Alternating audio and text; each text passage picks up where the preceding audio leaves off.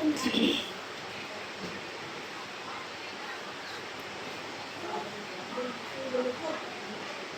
দর্শক, আসসালামু আলাইকুম। এই মুহূর্তে আমরা কি খাচ্ছি আপনাদের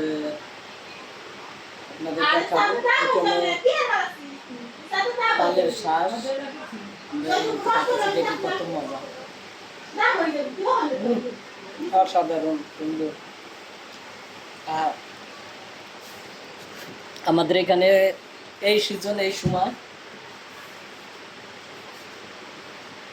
এই তালগুলো মানে হচ্ছে হাটে বাজারে সব জায়গায় বিক্রি করে থাকে। তা সবাই না,